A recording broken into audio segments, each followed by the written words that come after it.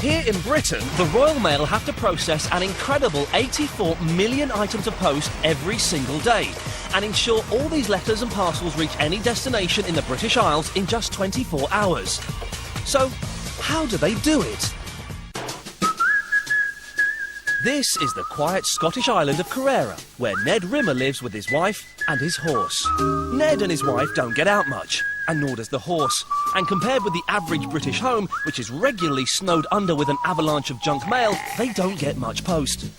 Ned's sister Elizabeth lives 800 kilometres away in London, and she's left it until the very last moment to send him a birthday card. At least she remembered, which at her age is a feat in itself. With just 24 hours for her card to reach Ned before he begins to feel old and unloved, she's banking her precious 32 pence on the Royal Mail getting it to him in time.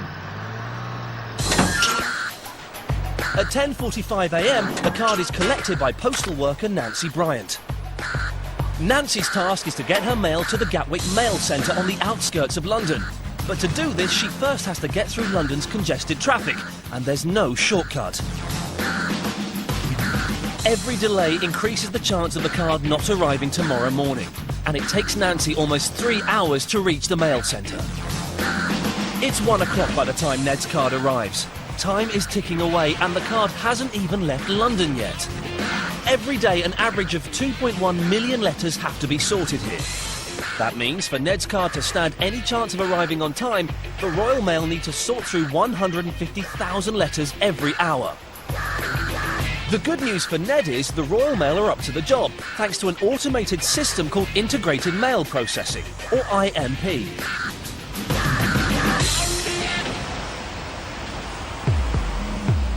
Here at Gatwick, this state-of-the-art system sorts thousands of letters into their correct destination slots. The first task is to weed out any oversized mail. That's done by Millie the Culler. This huge rotating drum consists of a series of separate fins with narrow gaps between them. These let normal-sized letters pass through, but reject oversized mail, which passes to another series of conveyors for manual sorting. Fortunately, Ned's card slips straight through and enters a dizzying network of belts and wheels. The next task for this amazing machine is to read the addresses. The problem is, it can only do that if letters are facing the right way. The solution is this green tube. It's a kind of high-tech bloodhound, because it's actually a highly sensitive phosphorus detector. And by sniffing out the phosphor in stamps, it can work out which way a letter is pointing. If it's upside down, a network of conveyors can turn the letter the right way round. Unfortunately, Ned's birthday wishes have ground to a halt because his card is both upside down and back to front. But Ned needn't panic, because it takes just a fraction of a second for the conveyor to flip it over and we're off again. The next challenge is reading 150,000 addresses an hour without getting a single postcode wrong. The answer is a high-resolution camera that takes a digital image of each envelope. This image is sent to a bank of address interpretation computers, which can read printed and handwritten addresses and then tell the IMP where to stack the letter. Incredibly, this whole process takes just 21 seconds. Not bad when you think they call it snail mail. But the system isn't perfect. To do its job properly, the IMP needs the full address and postcode. And there are people out there who keep forgetting this basic rule. Don't let me have to tell you again. You know who you are. Of course, with a bit of human intervention, even most badly written addresses can be deciphered quite quickly. But some require the detective skills of Hercule Poirot, or in this case, the Royal Mail's Les Savage. All letters in this tray have got no addresses, no information to try and find the address, just basically someone's name, and that's it. So we must get about 400 a week for these alone. If there is no address on the envelope, the letters must be opened by special staff to see if there are any clues inside. Alan.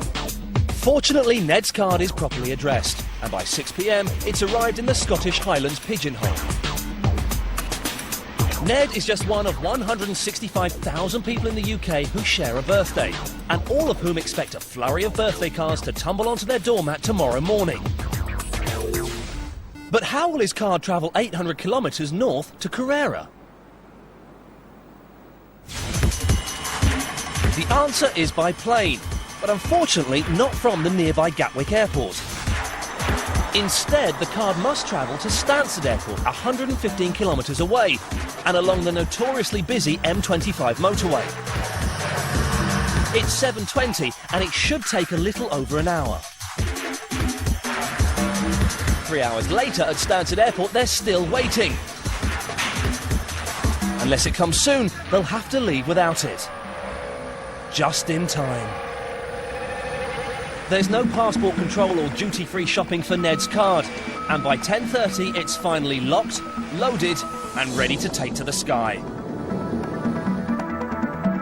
It's now 7 a.m. the next morning, and almost time to say happy birthday to Ned. But where's his card?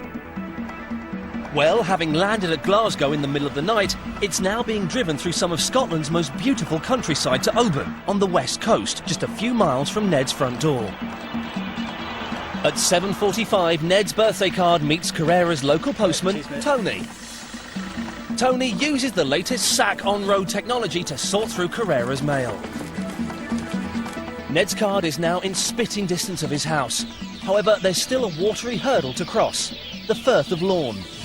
Morning. So far, Ned's letter has travelled by van, lorry, airplane and ferry. But Carrera offers one last obstacle. Here the roads are mere mud tracks. It's time for some off-road action, so bring on the Easy Rider.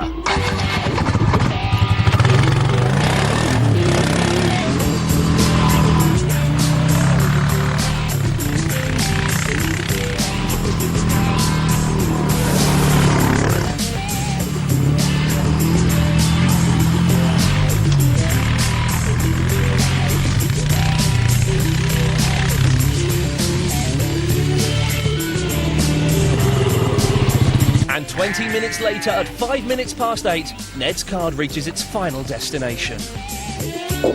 Morning, folks. Hey, Tony. I've got my card there for you, Ned. Thanks, I'll give you a cup of tea in return.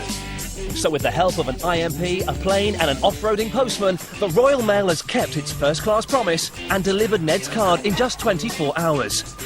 Ned's delighted and a little confused to get a card from his sister, as it's not his birthday until next month. But never mind, it's the thought that counts.